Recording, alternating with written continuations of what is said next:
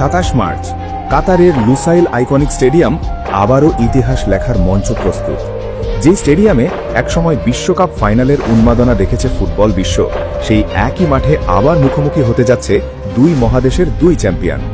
একদিকে ইউরোপের পরাশক্তি স্পেন ন্যাশনাল ফুটবল টিম, অন্যদিকে বিশ্ব champion Argentina national football team. আর আর্জেন্টিনাকে নেতৃত্ব দেবেন ঠান্ডা মাথার কৌশলী কোচ লিওনেল স্ক্যালোনি। লুসাইলের সেই রাত কি আবার নীল সাদা উৎসবে রঙিন হবে, নাকি স্পেনের টিকি টাকা পাসিংয়ে থমকে যাবে আলবি সেলেস্টেদের গতি? বড় ম্যাচ মানেই শুধু 90 মিনিটের খেলা নয়, এটা মানসিক শক্তির পরীক্ষা, কৌশলের লড়াই আর সঠিক স্কোয়াড বাছাইয়ের যুদ্ধ।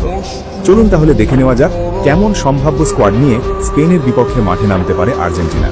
গোলপোস্টের নিচে কি থাকবেন বাস পাখি এমিলিয়ানো মার্টিনেজ? বড় ম্যাচ মানেই এমিলিয়ানো মার্টিনেজ।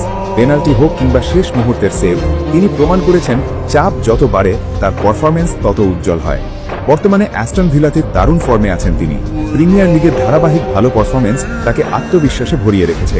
স্পেনের দ্রুত আক্রমণ ঠেকাতে তার রিফ্লেক্স আর মানসিক দৃঢ়তা হবে আর্জেন্টিনার প্রথম শক্তি।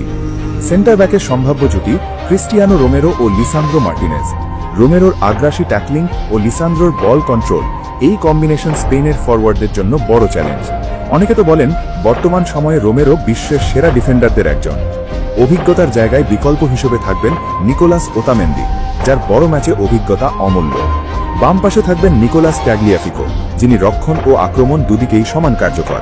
ডান পাশে গতিময় নাহুয়েল মোলিনা, তার ওভারল্যাপিং রান স্পেনের ডিফেন্সের চাপ তৈরি করতে পারে। মাঝমাঠি হবে এই ম্যাচের আসল যুদ্ধক্ষেত্র।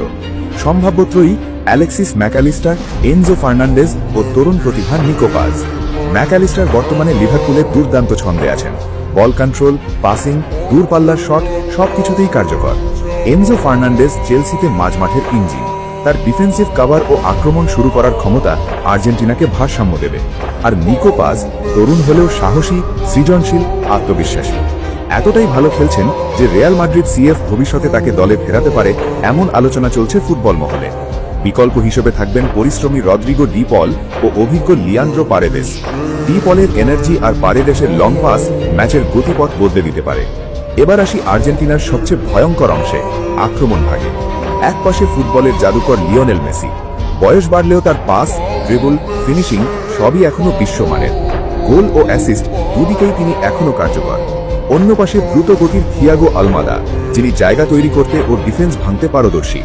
মাঝখানে থাকবেন গতিময় ও পরিশ্রমী জুলিয়ান আলভারেজ। প্রেসিং, গতি আর নিখুঁত ফিনিশিং তার বড় শক্তি। বিকল্প হিসেবে আছেন ভয়ঙ্কর গোল স্কোরার লাউতারো মার্টিনেজ, যিনি সুযোগ পেলেই গোল করতে জানেন।